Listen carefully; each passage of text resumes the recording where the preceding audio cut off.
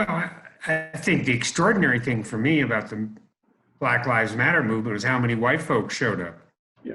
and stayed out there. That's the difference, and that's of course an incredibly positive sign because the issue isn't about changing the minds of black folk. Right. The issue is how to change the white folk, and to have all these young white people out there is an incredibly hopeful sign. And I think potentially we're at a moment where we may very well be able to make the most advances on the front of racial justice since we killed Jim Crow back in the day. And so I find all of that incredibly encouraging.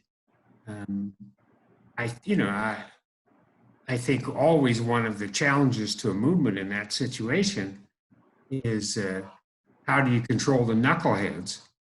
And right now, that's an open question as to how well that's happening.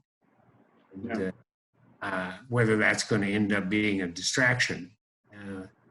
And certainly it poses a clear and present danger to the success of the movement, as far as I'm concerned. But so far, so good. And I think the question now is, well, how do you establish staying power, and how do you not fall into the same trap that the Occupy movement fell into? Mm-hmm.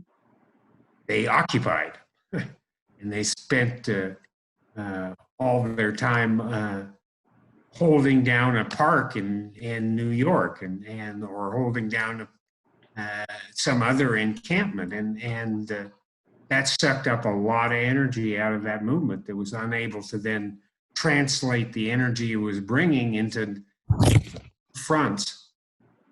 So, that's the challenge in movement building, is how do you have staying power?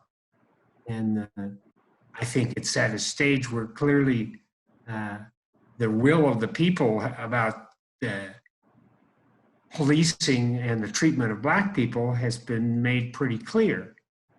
And now it's time to start translating that will as expressed in the troops out on the street into civic action that actually begins rewriting the laws that govern the police. And how the movement can maintain its leverage in that situation is going to be one of the keys.